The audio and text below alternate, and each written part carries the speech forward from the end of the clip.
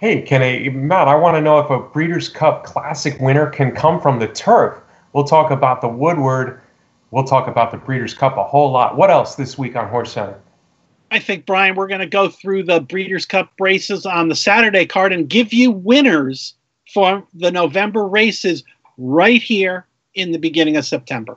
And then we got to talk two-year-olds, Matt. The hopeful, the Del Mar Futurity, the Spinaway, the Del Mar Debutante. Who is looking good among the early two-year-olds? All that and more right here on HorseCenter.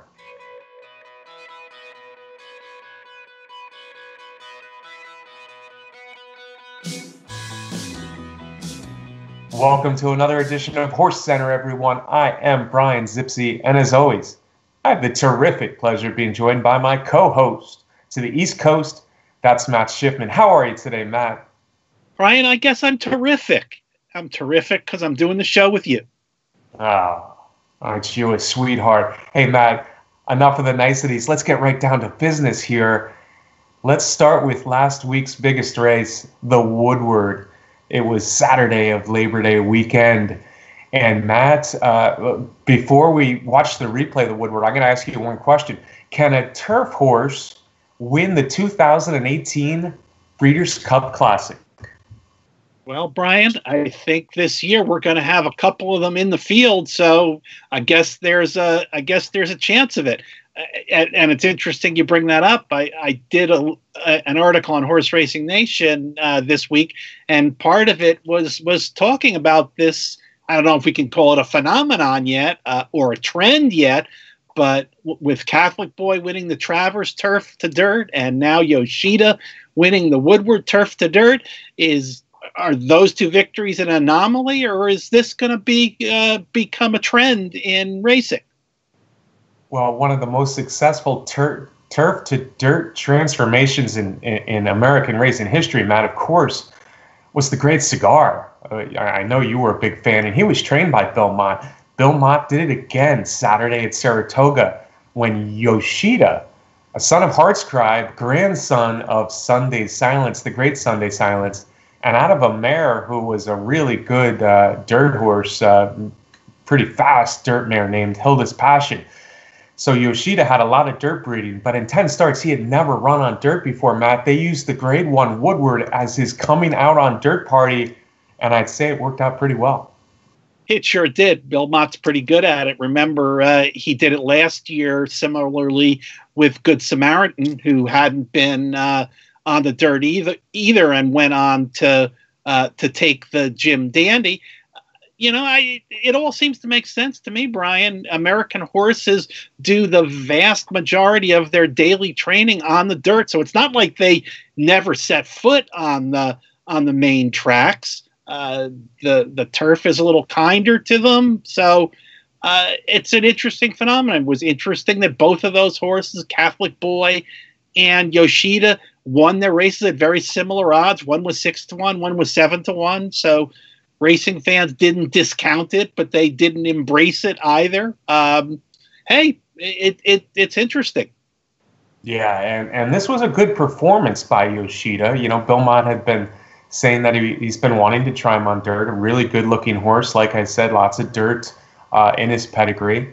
And by no means was this a strong addition of the Grade 1 Woodward.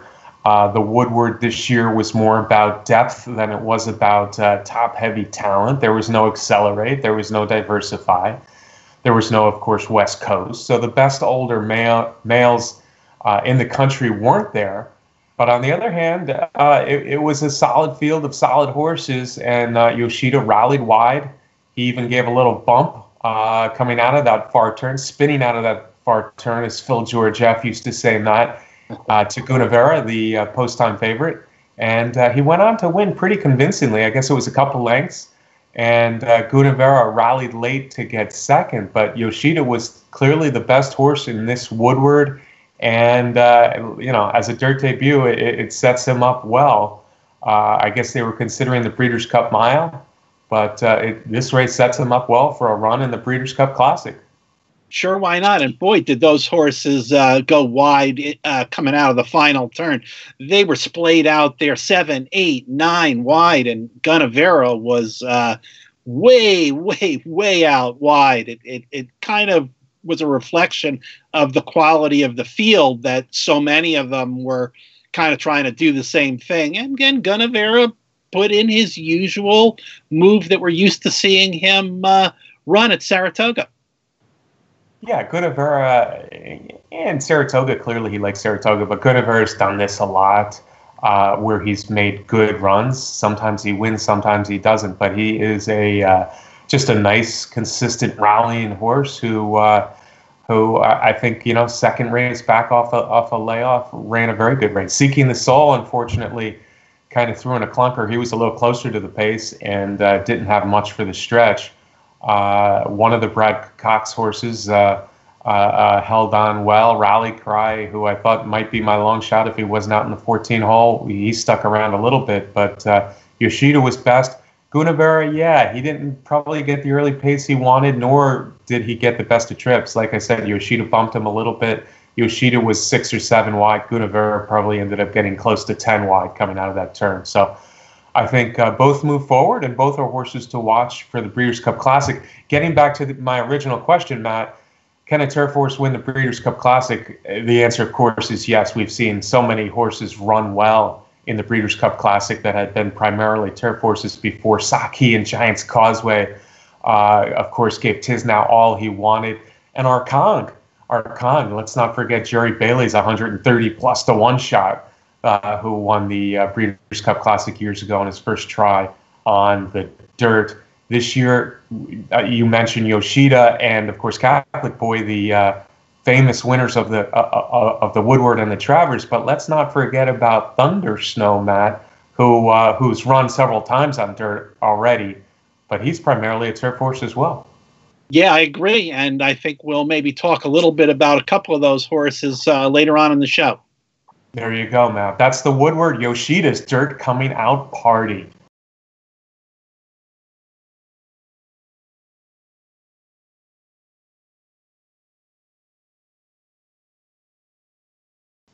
Hey, Matt, let's do something just a little bit different on this edition of HorseCenter. Usually we're looking at the big stakes race of the weekend to preview it.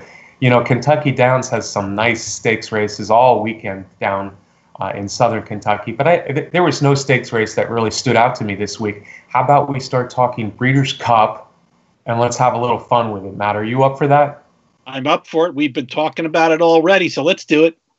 Yeah, this time we're going to do a little bit something a little bit different, Matt. We're going to talk about the older races, or the races for non-2-year-olds, which will be Saturday, exclusively Saturday this year, with all the juvenile races on Friday, and then 9 big Breeders' Cup races for the older horses on Saturday. Matt, all I want to do is we're going to pick a winner. We're just under 2 months out now, but we're going to pick an early winner for the 9 races on Saturday, and we're going to see how well we do, about 9 weeks out from Breeders' Cup. You game? I'm game. Absolutely. Let's go. Let's start with the Classic, Matt. I'll let you go first. I'm going to stick with the horse that I have been liking since earlier in the year. You mentioned him before. I'm going to stick with Thunder Snow. Since his debacle in the Kentucky Derby, he has come back and won a lot of races over in Europe. His performance in the Dubai World Cup was visually impressive. I'm going to go with Thunder Snow in there. He threw in a clunker last time on the grass, but I think I heard in that race that he lost 2 shoes in there, so there were plenty of excuses. Thunder Snow for me. Yeah, last time he ran against the best turf horses in the world over in England, and he backed out of it, shoes or no shoes. It was a race probably not meant for him to win, really, and it was a coming back race for him, as he had been away since the Dubai World Cup. Matt, I do think he will do better than he did last time he went 10 furlongs at Churchill Downs. I don't think you're on the winner though this year. He is going to prep in the Jockey Club Gold Cup, which should give him a good 1.25 mile dirt experience again. Remember last year he ran very big in Dubai before the Derby, so obviously he likes the surroundings down there at Meydan. he did it again this year, even bigger with his Dubai World Cup win. But he's not going to be one of my top picks. You know who my top pick at this point, Matt, is? It's going to be a long shot. I was looking at the odds in the Breeders' Cup Classic, and we're getting 25, 30 to 1. I even saw 140 to 1 on Gunnavera. Don't laugh, folks. Gunnavera is my top pick for the Breeders' Cup Classic right now. I just think it's going to set up well for him this year. I don't think there's any world beaters in here. I think there will be a strong pace this year. Third race off the layoff, I suspect he'll be coming in off his very good performance in the Woodward. We just talked about it, Matt. He went extremely wide off a moderate pace, and he picked up the pieces to be second. Mile and a quarter with good pace, I think he can win. Having said that, the horse to beat, I think we both agree, is Accelerate, who's been dominant on the West Coast this year. And his only race away from California this year was pretty good. So we recognize Accelerate as the horse to beat, but Gunnavera and Thunder Snow, two options from Matt and I. Matt, how about the distaff? The distaff. You know, Brian, you'll probably be surprised to hear this coming from me, but I've decided to stop fighting it, and I'm going to relent and go with Abel Tasman. I just think that she's so good right now. We know she likes Churchill Downs. She won the Kentucky Oaks there. She's gotten the best of Elate a couple times now. I'm going to go with Abel Tasman. I love Monomoy Girl, and she too won the Kentucky Oaks this past year, so we know she likes Churchill Downs, but I just think that these older mares are just going to be too tough for her in there. I'm going to go with Abel Tasman. I know it's chalky, but at least it's a surprise coming from me picking the Baffert horse. Yeah, well, I chalky maybe, or chalky maybe not, because I think Monomoy Girl, if she does win the cotillion coming into this Breeders' Cup distaff, will actually be the favorite, I suspect. Maybe not. If not, it's Abel Tasman, who, like you mentioned, beat Elate twice at Saratoga. She beat her in last year's Breeders' Cup distaff. I think Elate, though, is the up-and-comer, as she was last year. Remember how good Elate got as the season went on. In both years, Abel Tasman had serious experience on Elate at Saratoga and was just barely able to beat her both times, while probably bothering Elate both times. I think Elate gets better as she gets more racing, as the season moves along. I like Elate a lot. Bill Mott is talking about the Breeders' Cup Classic as a possibility, but I think in the end he will choose the Breeders' Cup distaff for the big, strong daughter of Medaglia d'Oro, and I think Elate gets it done. I do agree with you that the older mares do have the advantage over Monomoy Girl. Big respect for Monomoy Girl, but I'm going older mares as well, and I like Elate just a little bit better than Abel Tasman. Matt, let's keep moving along here. Breeders' Cup Turf, 1.5 miles on the green at Churchill Downs. I'm going to go American. I'm going to wave the American flag there from the Chad Brown barn. I'm going to go with Robert Bruce, who was so impressive winning the Arlington Million. Matt, you might be waving the American flag, but you better wave two flags, because he's a Chilean horse at heart, although Robert Bruce has done good things here, winning the Fort Marcy and most recently the Arlington Million. He does look like the best distance turf horse in America at this point in the season, and I wouldn't argue with that pick at all. But I think the Europeans are just better than the American turf horses once again this year. And I tell you what, Poet's Word has been the best distance male in Europe this year, and I think he's built for 1.5 miles. Last time he got beat by the really good 3-year-old Roaring Lion over at York, but I think Poet's Word wants 1.5 miles. I think there's a really good chance that he does come on over to America. So for me, it's Poet's Word in the Breeders' Cup Turf. We go from 1.5 miles, Matt, back down to 6 furlongs. The Breeders' Cup Sprint, as we've talked about already on HorseCenter, should be good this year. Should be good this year. I wish I knew the answer to the big question of where's Mind Your Biscuits going to run, but I'll talk a little bit more about that later on. In the sprint, I'm going to go with Imperial Hint, because if there was one race at Saratoga this summer that was the most impressive performance visually, it was Imperial Hint's victory at the Spa. If he can come close to repeating that performance in the Breeders' Cup, he's going to be very, very hard to beat. Yeah, and he, of course, ran a very good Breeders' Cup sprint last year, running second to Roy H. Roy H is another one to consider in here. Looks like Imperial Hint will be headed to Laurel for the D. Francis Dash as a prep for the Breeders' Cup. I think right now you're on the favorite, Matt, and I can't argue Imperial Hint, but I'm just really high on the 3-year-old sprinter. Dale Romans has promises fulfilled, the son of Shackelford, getting better and better. Like Imperial Hint, like Roy H, he's got speed, but he can lay off the pace probably just a little bit. It's his home base. I just think Promises Fulfilled is getting this good, and I'm going to go with the Shackelford 3-year-old. Promises Fulfilled is my top pick for the Breeders' Cup Sprint. Again, folks, we're almost 2 months out. We're having a little fun here picking our top choice for the Breeders' Cup races at this point. Matt, how about the Breeders' Cup Mile? We've picked different horses in every race so far. Let's do it again in the Breeders' Cup Mile.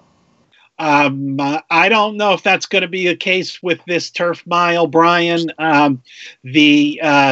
Looking at the American horses, I couldn't even come up with a reasonable contender from the American group. Voodoo Girl, who won the 4-star Dave, and then didn't run particularly well closing weekend at Saratoga, just does not fit in with the Europeans, and the best of the Europeans is awfully good, and that's Alpha Centauri.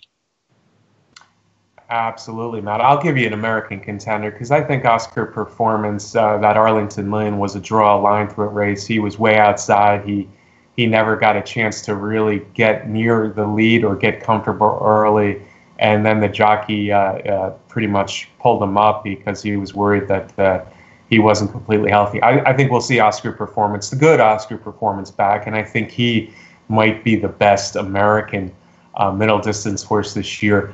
But I'm with you. Alpha Centauri is my top pick as well. The 3-year-old filly has just been a monster this year in Europe. Good reason to believe her that she will also be coming for the Breeders' Cup. And if so, I think she fits with horses like Six Perfections and Royal Heroine and Miesk and Goldakova. Just really, really good European middle distance fillies. She looks that good. You could easily say she's been the best turf horse over the entire year. That's how good the 3-year-old filly has been over there this year. And I think if she comes, she's going to be awfully tough to beat at Churchill Downs. So I'm with you, Matt. We agree on one, the Breeders' Cup Mile, Alpha Centauri. All right, Matt, Dirt Mile. The Dirt Mile is interesting this year. City of Light, I liked his prep last time in the Forgo where he actually got beat, but I think it's a good prep for him. So I'm thinking City of Light might be a good option, but I want to know who your top pick is. Well, I'm coming back to what I mentioned earlier with Mind Your Biscuits.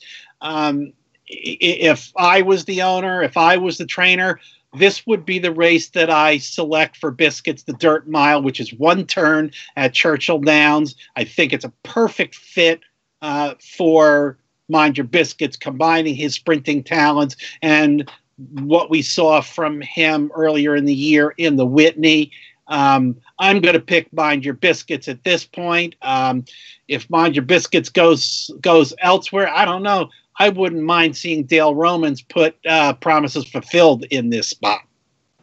Yeah, I'm thinking Promises Fulfilled does go sprint.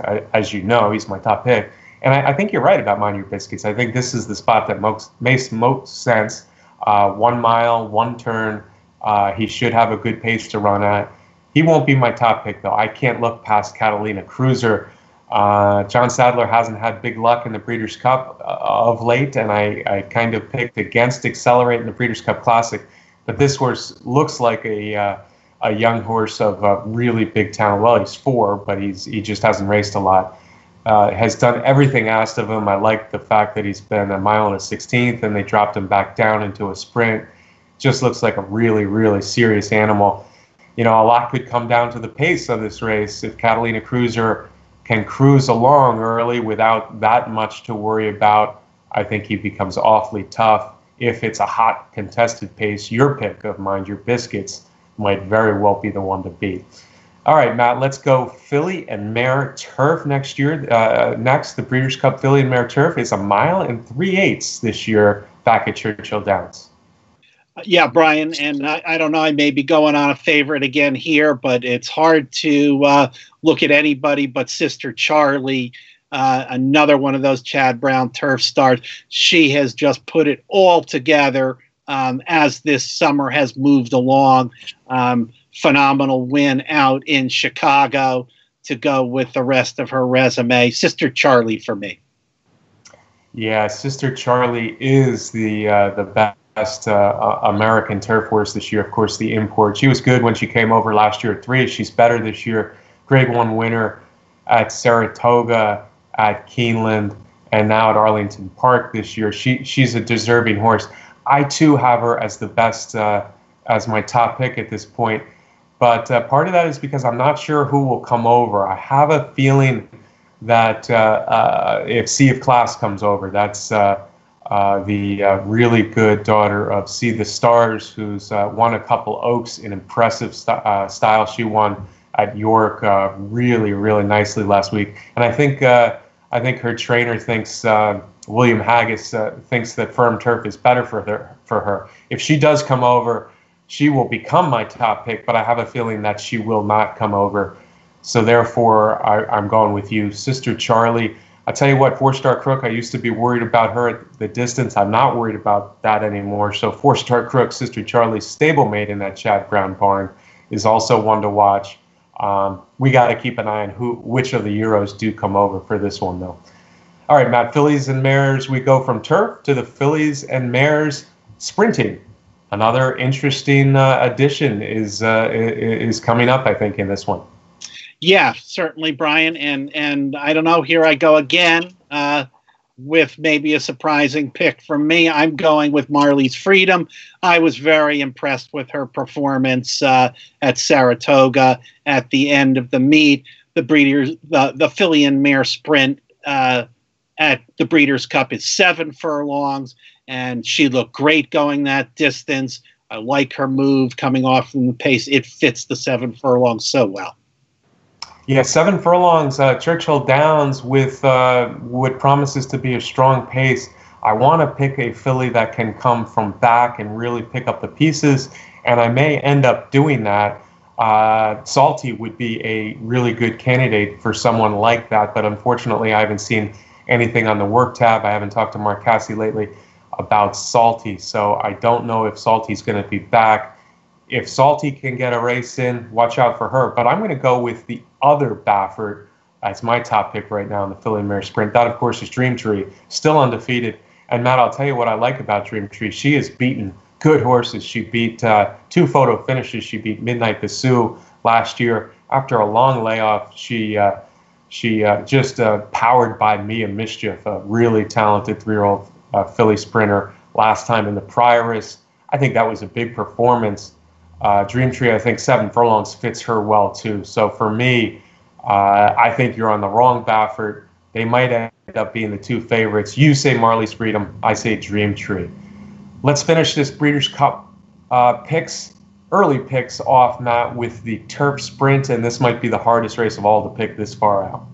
Yeah, it certainly is a tough one to pick with so many possibilities out there. But for me, the one that's distinguished themselves the most is Stormy Liberal, who is, again, doing really good things, has 2 big wins out at Del Mar, a grade 1, a grade 2. Because it's so hard to know who's going to be in there, I'm just going with the logical horse. Yeah, well, you can't go wrong with Peter Miller in turf sprints of late, including last year's Breeders' Cup turf sprint. I'm looking for a horse who I'm not sure is going to be in the race, but I think Wesley Ward might end up here with Bound for Nowhere. Bound for Nowhere was so impressive earlier this year at Keeneland, and then he came back with a nice win in the Tourist Mile. So certainly there's a question whether he will be in the mile or this 5.5 furlong sprint at Churchill Downs. But I think if Bound for Nowhere, who, by the way, is undefeated in American racing, ends up sprinting again, which I very well think he may, he becomes a big threat. So I'm going to go with Bound for Nowhere as my Breeders' Cup Turf Sprint. There you go, folks. 9 races. Matt and I give you our early picks. Come back and tell us how well or how poorly we did come this time November.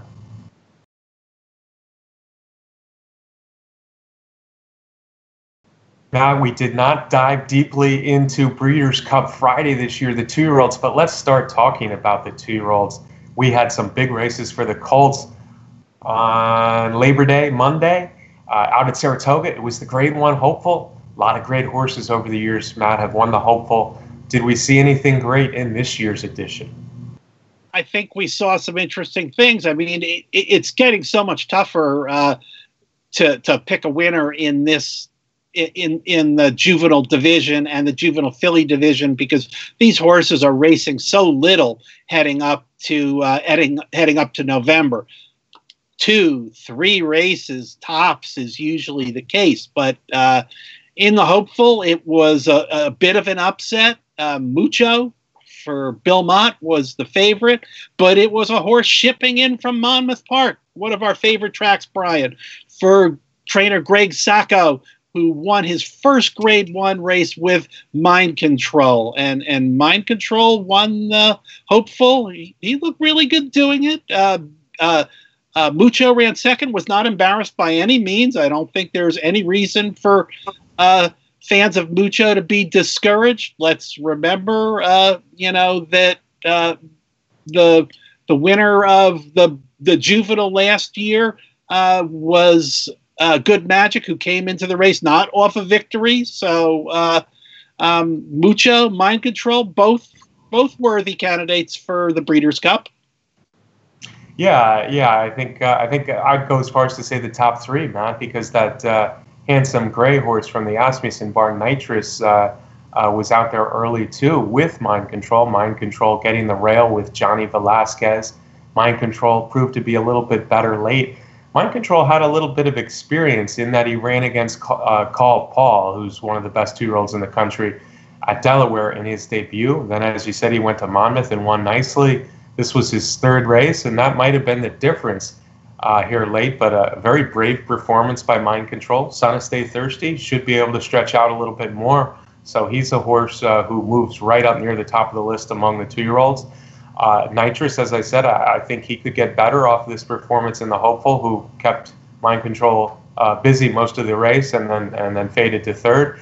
And then Mucho, if Bill Mott has this Son of Blame this good this early, of course he was an impressive winner last time, and then he was running nicely late in the Hopeful to be 2nd. I think Mucho only gets better with more experience, more distance, and more maturity. So Mucho, to me, is the most interesting horse moving forward. I don't know if that translates to this year in the Breeders' Cup or down the road as a 3-year-old, but Mucho I remain quite high on. And Matt, I tell you what, Blame is a sire that I would like to have in my stable at some point down the road.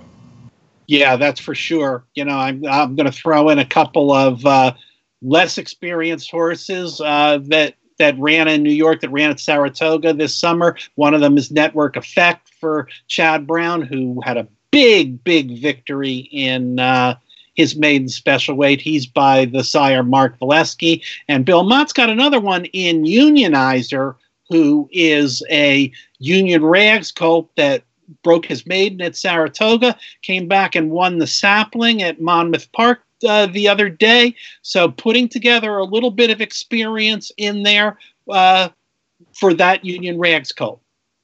Yeah, and since we're talking about other 2-year-olds, I think this Hopeful did effectively bolster those who like Call Paul a lot. Call Paul really did beat Mind Control nicely at Delaware Park a few starts ago, and then, of course, won the stakes race, the Saratoga Special up here. So watch out for Call Paul, who was flattered by the Hopeful. Hey, Matt, on the other coast, on the same day, we had some interesting horses. We did not have Instagram. I was afraid that Hollendorfer, after winning the Best Pal So Big, might hold out, and he did hold out. Instagram, instead, he sent it Roaten to set the early pace in the Del Mar Futurity.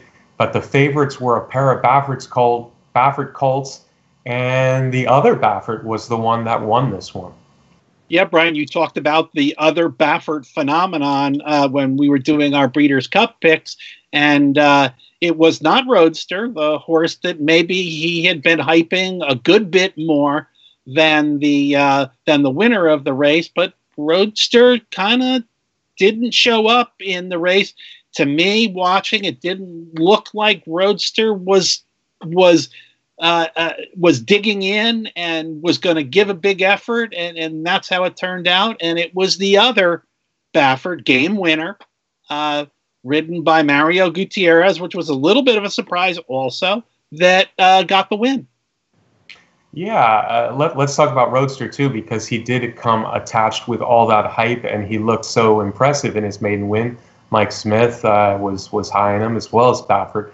He got beat a couple lengths. Let's not throw him out with the dirty dishwater yet, Matt. So I think the Son of Quality Road is one still to watch, but comparatively, I think Mucho was a much better loser in the hopeful than, as you say, Roadster was here. So we'll see how Roadster does moving forward. But the winner, the Baffert winner, Game Winner, was kind of a game winner because Roatin kept going, and Game Winner just kept coming. The Son of Candy ride got a lot of late money to get that down to 8-5. I guess the favorite Roadster was about 7-10, so it was really heavy betting on the Baffert pair. And Game Winner was the one that just went on right by at the last 16th of a mile and was a good winner this race, coming off a nice maiden win. So Game Winner, tell you what, you can make a point for him now as the Breeders' Cup Juvenile favorite off of this performance. Yep, I can't argue with you on that, Brian. Yeah, Son of Candy ride. So a lot of interesting 2-year-olds, a lot still to happen before the Breeders' Cup Juvenile, but the Hopeful and Del Mar Futurity, as they usually do, will definitely come into play as we're looking at the Breeders' Cup Juvenile of 2018.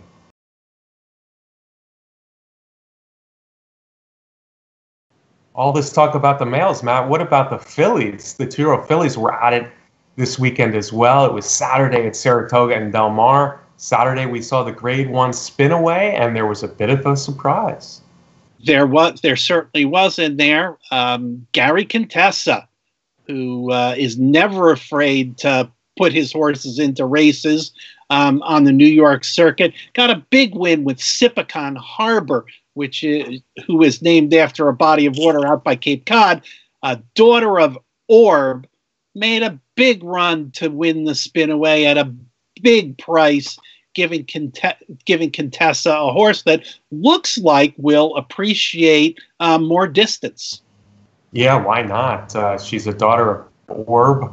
Orb, I guess, hasn't hit it huge yet as a sire, but he's becoming a young sire to watch for sure.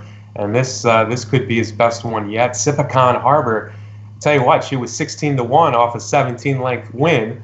Of course, she faced nobody when she won by 17 lengths.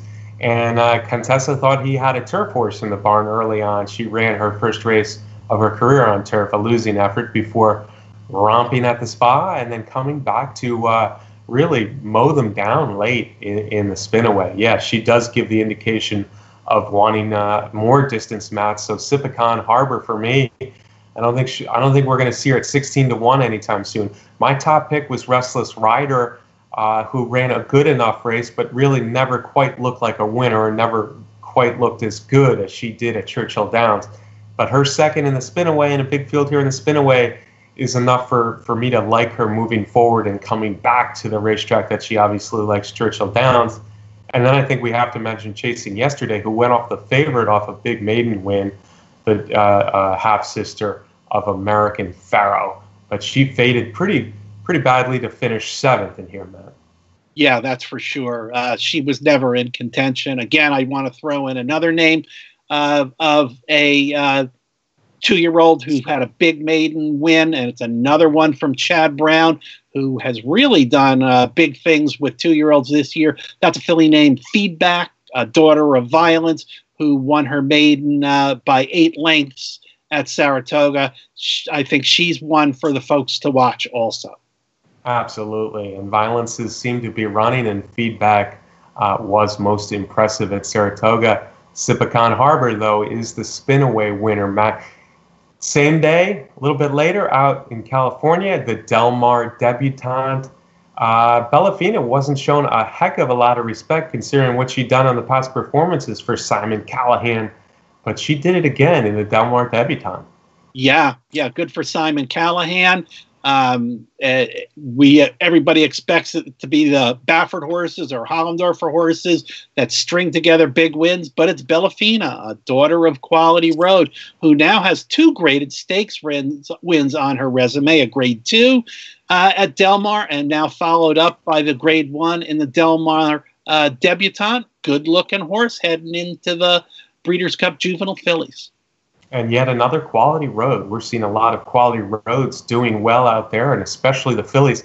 I tell you what, Matt, I wasn't that impressed with what I saw in this Del Mar debutante. I guess they did run fast early, but I didn't see a whole lot of running going on down the stretch. It looked like Bellafina was just the one that could jog to the wire, the best of them for me anyway. So I'm dubious, much as I was last year with Moonshine Memories coming to the Breeders' Cup as the favorite. I'm dubious whether Bellafina can take her game to a distance at Churchill Downs for the Breeders' Cup Juvenile fillies. Mother, the Baffert filly just was slowing down, but held on for second. And Brill, we talked about the big name horses going off at favorites and getting beaten. Roadster in the Del Mar Futurity and to some extent Mucho in the Hopeful, but Brill really didn't show up much at all in this one. And for Jerry Hollendorfer, she was the favorite. So a disappointing effort there. Bellafina moves on. Bellafina is probably the Breeders' Cup Juvenile fillies favorite at this point, Matt, but did not like what I see down the stretch of that race. Folks, that's our show, this week's show for HorseCenter. We hope you enjoyed it. Once again, I want to thank our sponsor, the best contest site out there. That's Derby Wars. Also, I want to thank you for tuning in every week to Matt and I, to our little show here at HorseCenter. We appreciate you watching. If you haven't subscribed yet to our YouTube channel here on Horse Racing Nation, do so. That way you can always catch HorseCenter every week. Matt, we always take a little time at this part of the show to talk about our venture, Derby Day Racing. Our friends and us have got a good thing going, I think. I tell you what, first off, the filly, the Looking at Lucky filly, Sooner Schooner. Our trainer, Buck Bradley, is not one to gush a little bit, but he's starting to talk in more glowing terms about how she's doing in advance of her first race, which is planned to be September 20 at Churchill Downs. And then we welcomed in our second horse to the partnership, a colt, a really well-bred colt, a grandson of both Tappet and Dixie Union, colt by Trap Shot. Pain Is My Gain is at Churchill Downs for Buck Bradley. Hey, Brian, I'm going to start calling you Bloodstock Brian because you've done such a phenomenal job picking out and finding these horses for us down Kentucky way. Pain Is My Gain has a tremendous pedigree. His dam has produced a lot of winners and a lot of winners who have won a lot of races. So we're really excited about the new colt that's joined our barn. Folks, there's a little bit more time for you to join us. You can get in for a $10,000 share, grab a couple friends, and throw your money together and buy a share in these too. I think we're going to be visiting the winner's circle a good bit. Well, I think we're going to have fun, Matt, and I appreciate the kind words. I am excited about both Sooner Schooner and Pain Is My Gain for Derby Day Racing. Hey, Matt, can I get a parting shot from you?